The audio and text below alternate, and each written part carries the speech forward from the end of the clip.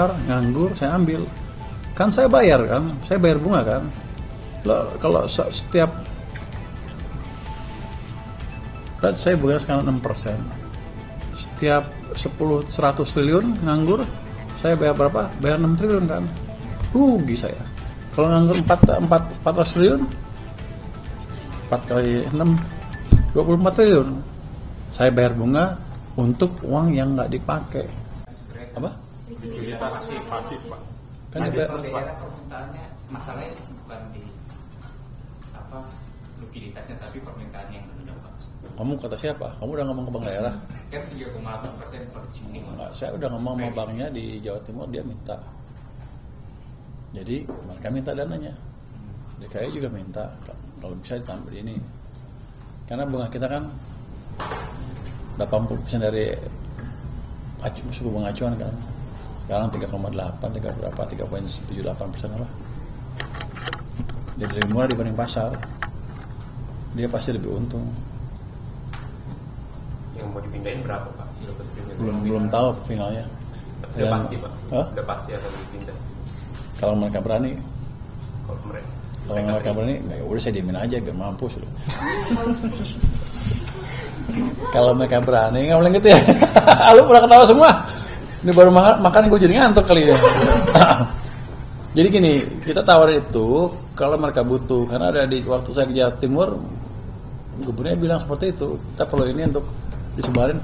Jadi Bank Jawa Timur itu punya provinsi, ada BPD. Di sini kalau ditambah dia bisa nyalurin ke BPD yang lain, sehingga yang ini cukup terbantu likuiditasnya bisa nyalurin ke koperasi atau unit usaha di tempat UKM di tempat lain, kayak gitu. Rupanya kalau dari Bank Mandiri dan lain-lain itu Bank apa? Bank Himbara, Bank Himbara itu nggak langsung nyebar ke sana, masih lama. Saya pikir tadinya marketnya cepat, tapi ternyata lama. Ya nggak apa-apa, kalau gitu kita coba intervensi langsung sana, bisa apa enggak? Kan DKI kan kuat uangnya, jadi saya nggak takut.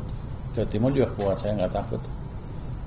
Berarti dua bank ini baru pencobaan ya, Pak. Nanti kalau bagus di situ bisa di bank-bank daerah lain, BPD. Kalau ada yang jago.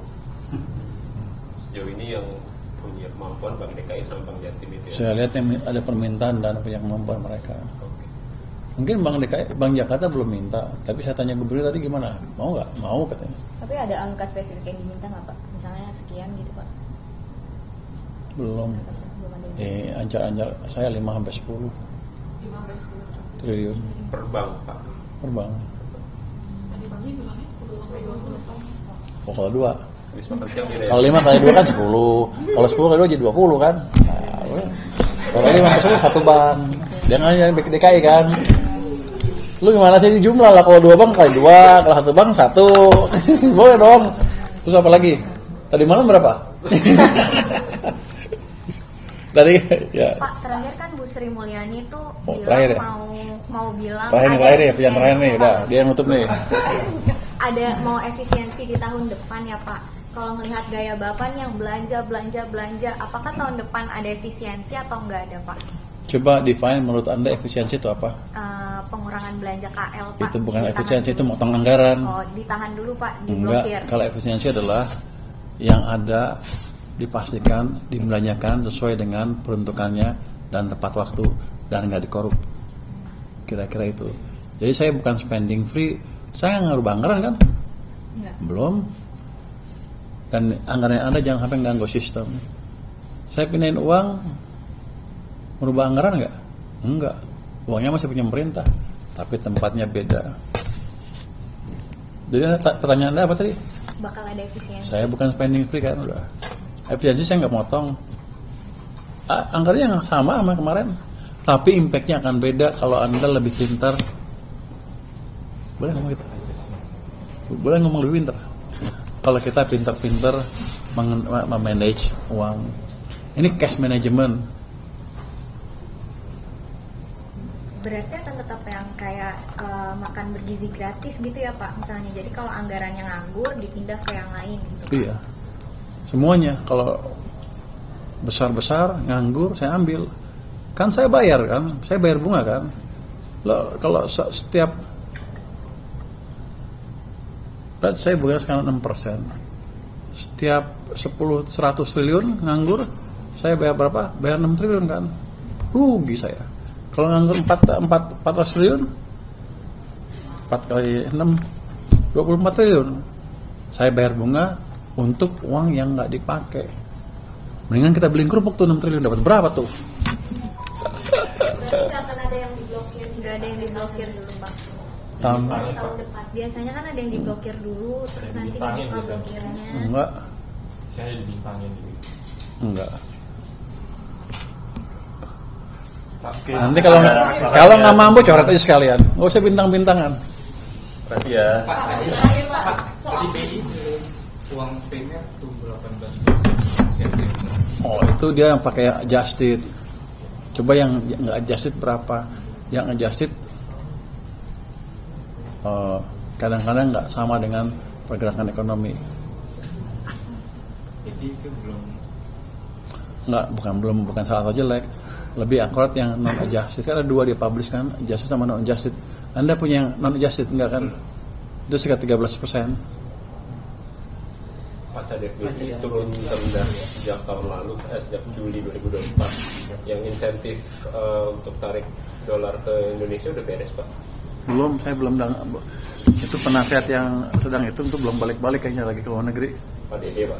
Bukan. Kenapa kamu mesti Pak pada Dede lagi di luar. Oh, semuanya di luar. Siapa lagi yang luar negeri? Siapa lagi yang luar negeri orang kita? Tunjuk aja siapa yang ada pejabat kita yang luar negeri siapa? Yang sekarang Pak. Sekarang Sekarang belum ada. Pak Luhut lagi luar negeri tuh. Orang dia berangkat. Pak Luhut. Bukan, aja tebak-tebakannya asli luar negeri langsung dia. Lu tebak manggis lu. siapa sih Pak?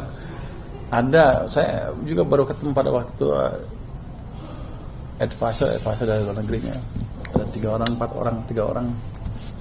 Jadi belum ada keputusan Pak yang insentif baru itu. Belum, harusnya begini aja dulu. Yang penting semuanya stabilize dulu, baru kita ambil tindakan yang perlu. Ada concern nggak Pak? Cadef turunnya terendah sejak Berapa sekarang? 148 triliun terendah sejak Juli 2020. Enggak ada concern. Terus CDF yang dipakai untuk itu kan. Rupiah berapa sekarang? 15 Untuk stabilize harusnya kan kalau kita lihat IHSG naik terus. Itu kan sinyal confidence ke ekonomi dan ke perusahaan-perusahaan mulai membaik kan. Itu asing pelan-pelan akan masuk lagi. Jadi dia untuk menekan menambah sentimen positif ke ekonomi harus seperti itu emang. CADEF emang digunakan untuk itu. Oke, makasih ya. Kalau dapat banget.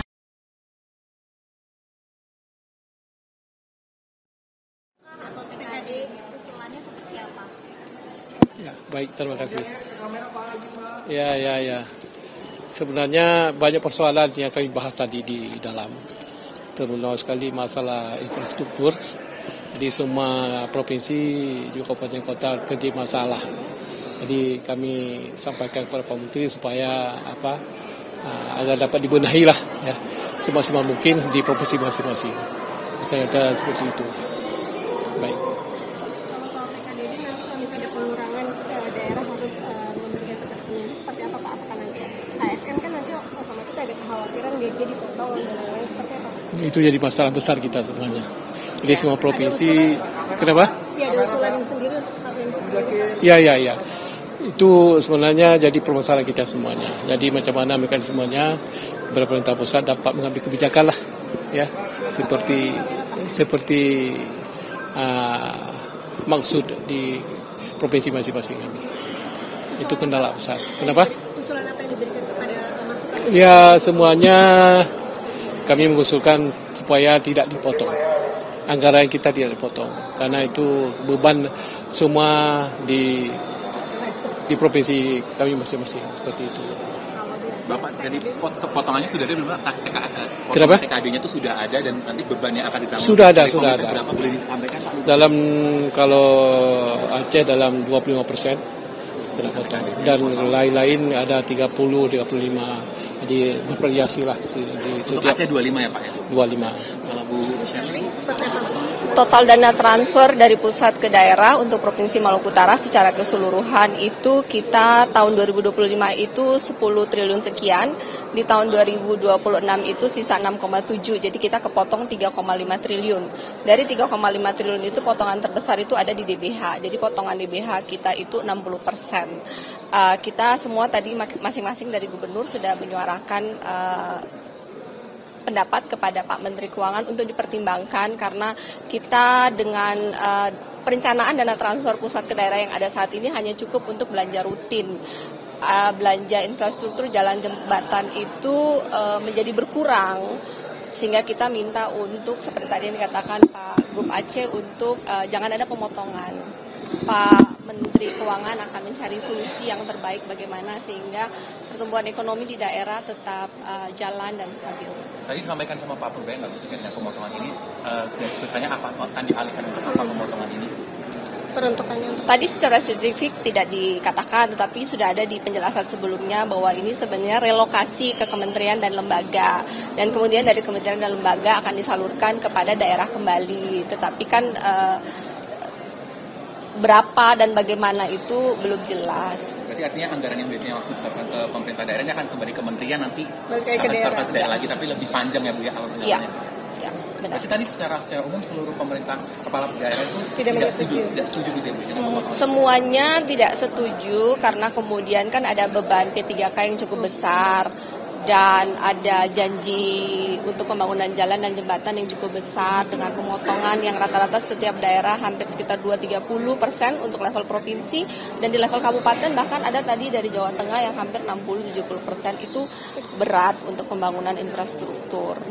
Demikian, jadi ya mudah-mudahan Pak Menteri Keuangan bisa berkomunikasi dengan baik, mencari solusi yang baik sehingga kita untuk ke depan pembangunan infrastruktur tetap bisa berjalan dengan baik, gaji P3K dan belanja pegawai tetap jalan, pertumbuhan ekonomi sesuai yang diharapkan pun tetap jalan. Oke, siap. Terima kasih.